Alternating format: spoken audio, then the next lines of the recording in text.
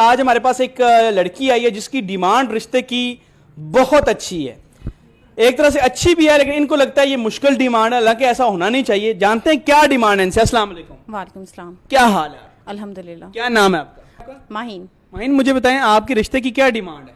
मेरी ये डिमांड है कि लड़का मुझे सुबह फजर के टाइम उठाए, क्योंकि बाकी नमाजें तो मैं पढ़ लेती, लेकिन फजर की नमाज के टाइम मुझसे उठा नहीं जाता। ऐसा लड़का जो फजर की नमाज पढ़ता हो बिल्कुल। और आपको लाजमी उठाए? बिल्कुल, कि फजर की नमाज के टाइम मुझे उठाए, जो खुद भी नमाजी हो। हाँ, लोगों की तो डिमांड ये होती है कि बंगला, गाड़ी, पैसा। आपकी डिमांड फजर की नमाज क्यों है?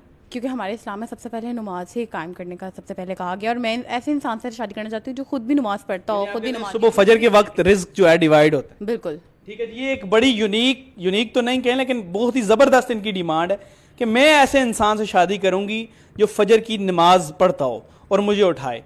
तो नाज़रीन देखें, दुनिया में नमाज जो है, नमाज के अलावा तो कुछ भी नहीं है, नमाज ही सब कुछ है, और यही बेहयाई और बुराई से रोकती है। तो इनकी ये डिमांड, अभी भी ऐसे लोग हैं जिनकी नमाजें डिमांड है, ऐसे लोग हैं जिनकी डिमांड अच्छाई है, ना कि दौलत, पैसा और ये चीजें। आपने निकाह पर आईडी बनाई है जी, लोग आपको वहां रिक्वेस्ट भेज सकते हैं? बिल्कुल।